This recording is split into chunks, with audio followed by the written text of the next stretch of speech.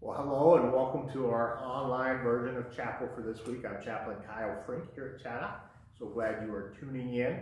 I'm going to begin us with a prayer. When we meet in person this week, we're going to read this prayer responsibly. I am intending a post-recording to, on the bottom of the screen, if you follow along with me, the responsive part I'm hoping to have added to this video. So hopefully you see that as you are watching this from wherever you are, and so you are invited to join in with reading those parts of the prayer with me. So it's a fairly short prayer. Responsibly, we'll each have 3 parts. I'll read the responsive part as well, and again, hopefully you can join in. If it just fails and you don't see that, I apologize and just ask you to join me in a spirit of prayer nonetheless. So let us pray. How blessed we are that God always loves us. When we seek forgiveness, we can know that God forgives us. For all those times when we have fallen short of what God would have us be, we have been forgiven. God, make us new in your spirit. Now is the time to joyfully accept the newness of life which God offers to us. God, reveal your message to us today. God, open our hearts so we may understand you. Amen. Okay, today I'm going to tell you a little bit about a man in the Bible, and this man's name is Joseph. We actually start hearing about him as a boy, and this goes back to the book of Genesis, the very first book in the Bible. What I have with me is the Action Bible, so this is something that we have on campus, and a lot of our kids that are here on campus have received one of these Bibles. It's, as you can see, it's diagrammed, and it can be a little bit more engaging for some. And so as I talk about Joseph, I'm going to try to highlight a little bit of what I'm sharing with you here in the Action Bible. I'm hoping that having some images helps the story come alive a little bit more. So as we look at here to begin, we have Joseph is depicted as this young man right here, and this is his father Jacob. We go to this picture above, and we see some of Joseph's brothers, but that's not all of them, because Joseph had 11 brothers, and he was his father's favorite, and everybody knew that. His brothers were jealous of the fact that Joseph was favored by their dad, and Joseph was rather proud of the fact that he was favored, and so there was a lot of tension between the other brothers and Joseph, just for that, just which is a lot. Like there's a big reason for that, but there are some other things that happened that made this even a little bit rougher on Joseph, and his brothers liked him even less. For one, their dad gave Joseph a special coat, and that maybe doesn't sound like a special gift to us now, a coat, but at that time it would have been a super special deal, because it would have been a protection, and it was very colorful, and it just really illustrated how much Jacob loved Joseph, and so his brothers liked him even less. Well, then Joseph has a dream. He has a couple dreams, and that's one thing, but he also tells his brothers about this. And so the dreams are, to begin with, he sees a wheat bowing down to him, which depicts his brothers bowing down to him. And then he sees, I'm giving you like a short version here, and then he sees like the moon and the stars bowing down to him as well. And so those are 2 separate dreams, and his brothers are like, okay, you already are rubbing this in enough. Now you're going to tell us that we're all going to bow down to you, like you, our little brother, are our king. You are the like that. Just, I don't know if you can put yourself in that situation. You got somebody who already just really getting under your skin, and now he says, you know what? You're all going to be bowing down to me. did not sit well with his brothers. Even his dad was, because the second dream really depicted like mom and dad is, everyone would be bowing down to him. So even dad was like, he wasn't, the way I read it, he wasn't upset, but he was very curious by that. The brothers, they're just mad at him, right? And they've had all they can take of this guy. And so they're so mad that they're ready to kill Joseph, to get rid of him and stop having to live with all this, right? Well, one of the brothers says, no, let's not kill him. Again, I'll show you some pictures here. Instead, they throw him down in a well. This is a little bit hard to see what it's showing right there, but that's showing, it's just not what we picture a well as now, because it's generally concrete or something, but this would have been a well, and so he's thrown down in the well. But then the brothers see some traders, right? And so these were like salespeople, and they had goods to sell, and so they're traveling along, and they will buy things, buy and sell items. And so they see this band of merchants, and the brothers say, hey, let's not just leave them down there to die, but let's pull them up and sell them to these guys, and we'll make some money out of it. So they do that, and they take this coat, this fancy coat that Joseph loved, and they were all like, that coat, right? And so they tore it up, and they put animal blood on it. And they took it back to their dad, and their dad says Joseph must have been killed by a wild animal. The brothers agree with that, and so he is off. Joseph's off into slavery now. His dad is just heartbroken. He never recovers. As we read on from the story, he is just devastated by the loss of his son. And there's different factors, but for the point of our discussion today, we're going to continue forward with the story of Joseph and just hear a little bit more of what he had to go through. Right, so it's really important when we get into this, and the point that I'm hoping to share with you today, it's really important to remember that his brothers, they threw him down in a well to let him die, and then they changed their mind, and they sent him off with slave traders, right, to be a slave. And so what happens from there is he is bought by this man Potiphar, who works for Pharaoh, who's the king. So he's in Egypt now. He's gone to a foreign land. He doesn't know the people. He doesn't know the food or the customs or just everything is foreign to him, right? But this man Potiphar, he's now like his slave, right? He's working for him. And Joseph does nothing wrong, but Potiphar's wife accuses him of doing things wrong. And so Potiphar sides with his wife instead of believing this, foreigner, this poor, bottom slave. He sides with his wife, and so he gets thrown into prison. And he's in. So like things just continue to happen to Joseph, and so he's thrown into prison. And now there's some dreams that come back into the picture, right? And so two men that used to, so we see this depicted right here, two men that used to work for Pharaoh, they have dreams, and they can't figure out what they are, so Joseph ends up telling them what the dreams mean. To one of them, he's going to be restored. He's going to be brought back and employed by the king, by Pharaoh again. The other one is actually going to be put to death, is what Joseph tells them. And then 3 days later, as Joseph had said, these dreams said it would happen, that they took place. Now, the man that lived and went back to Pharaoh, he had agreed with Joseph that when Pharaoh restored him, that he would let Pharaoh know that this peasant boy in jail he knows dreams. And Joseph was very clear, this isn't me, this is God. This is God working through me. But that man, he's restored by Pharaoh, and he forgets all about Joseph. Years down the road, Pharaoh has some dreams. Okay? And nobody calls in everybody to figure out what these dreams mean.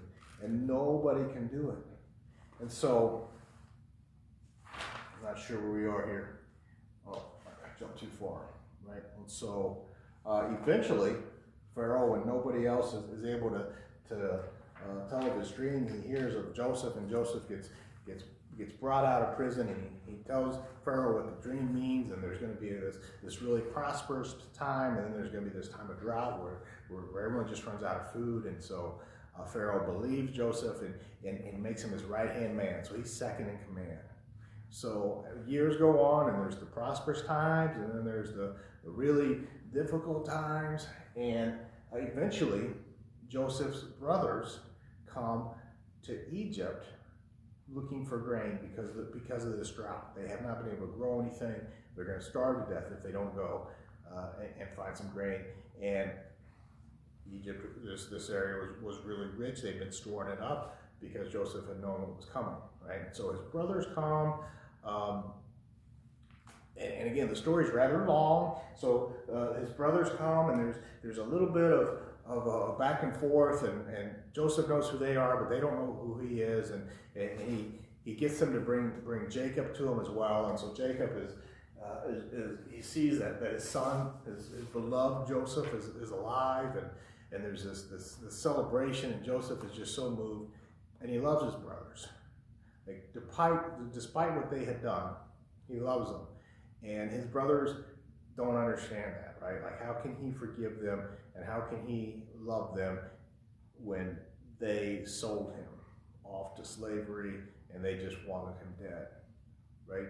Like, would that be hard? Would that be challenging sometimes it's tough to recognize that somebody's forgiven us? Is it tough to forgive somebody else, right? Well, these brothers just think that they're doing it, that Joseph's doing this for their dad's sake. And so their dad's old, he gets rather old, and he ends up dying.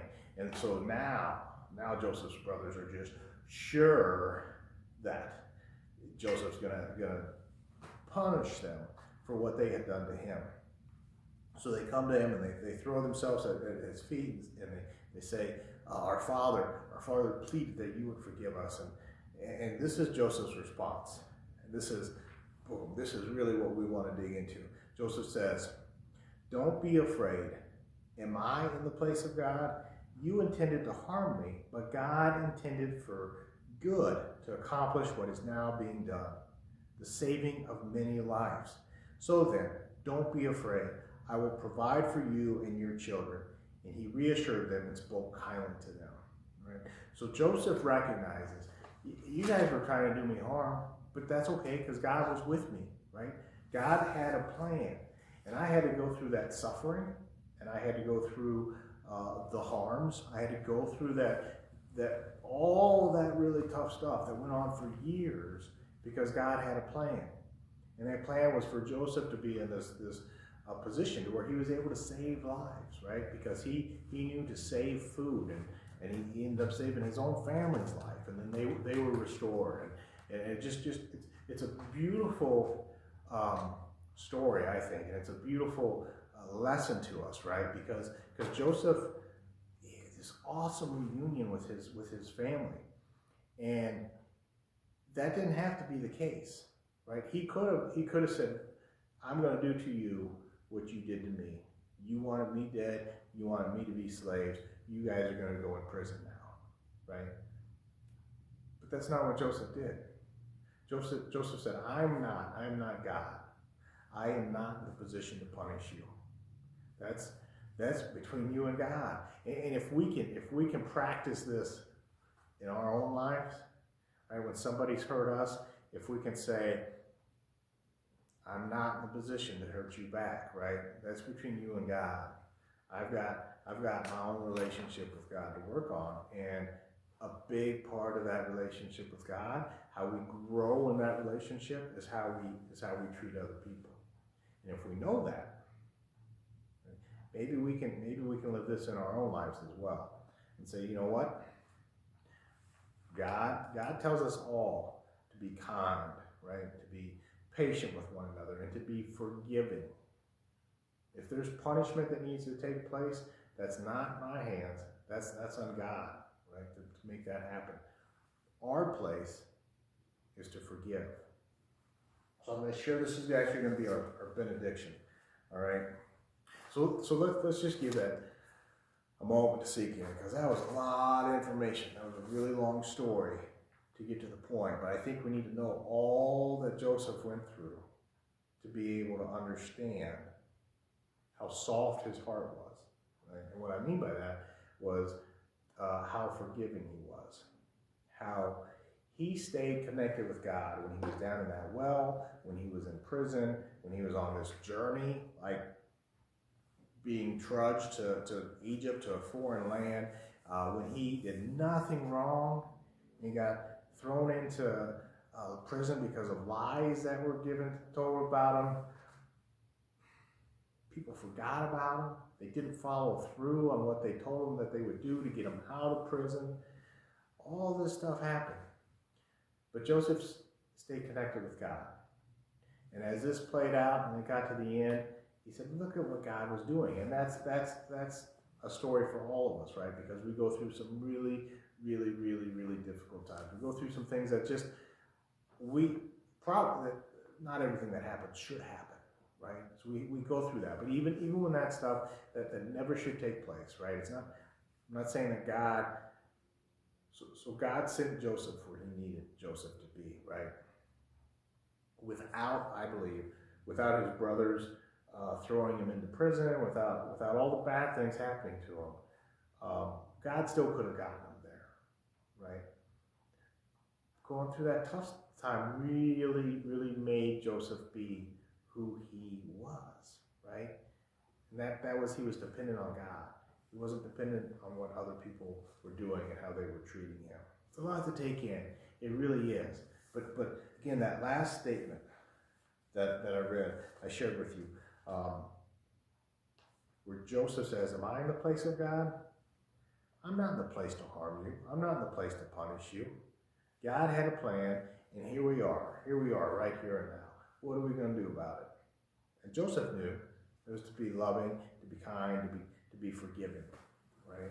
And so Jesus tells us this too, and this is going to be our benediction. And I hope we can take a little time and reflect on this. Maybe even when we see each other in person, for some of you, that'll happen. We talk about this a little bit because it's a lot to unpack. So let me share with you now. This is some words from Jesus. So now we're in the first book of the New Testament, which is in the book of Matthew, and this is Jesus talking to people of the time, but also talking to us and giving us a lesson. And so he says, here's another old saying that deserves a second look. Eye for an eye, tooth for tooth. All right, so this is saying there's this old law that says whatever someone does to you, you can do back to them. So if somebody knocks out a tooth, you can turn around and knock a tooth out for them. But Jesus says, is that going to get us anywhere? No, it's not. So here's what I propose. Here's what Jesus says. Don't hit back at all. If someone strikes you, stand there and take it. If someone drags you into court and sues for the shirt off your back, gift wrap your best coat and make a present of it.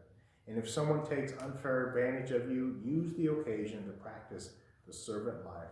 No more tit for tat stuff. Live generously. And Joseph really depicted what Jesus played out here, right? If Joseph had a hard heart, if he had just been bitter about everything, not willing to help anybody, he would have stayed in that prison. He would have said, that's it, I'm done with people. But he continued to live generously. And so when he could help somebody, he could. He didn't strike back. When he had that opportunity to knock a tooth out because what had been done to him, he didn't do that. Instead, and this is big, right? It says if someone drags you to court and they sue you and they get your shirt, Jesus says, you know what? Take your coat off too and give that to them as a present. No striking back. What this version that I just read to you of Jesus speaking is out of the Message. It says none of that. We need to be done with that retaliation, with that tit for tat. We need to instead live generously. And so that's our benediction, and that's a lot. It's a lot for us to ponder on. But if we can focus on every day. It takes a daily commitment, and then a whole lot of times throughout the course of the day to commit to this, to say, I know that there's going to be some bad stuff that's going to happen to me,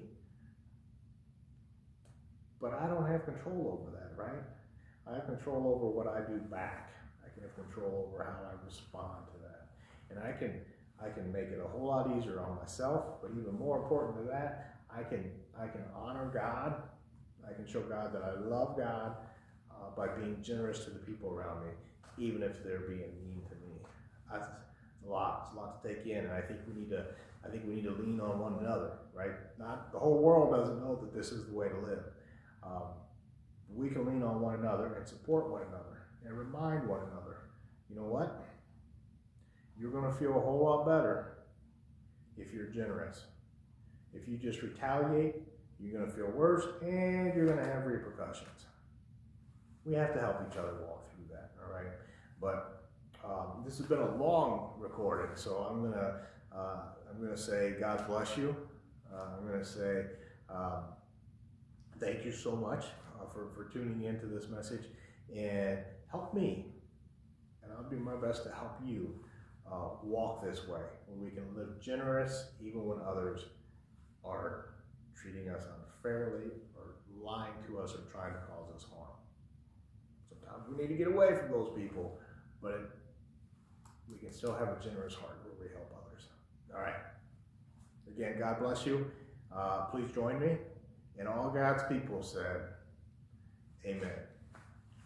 Bye-bye.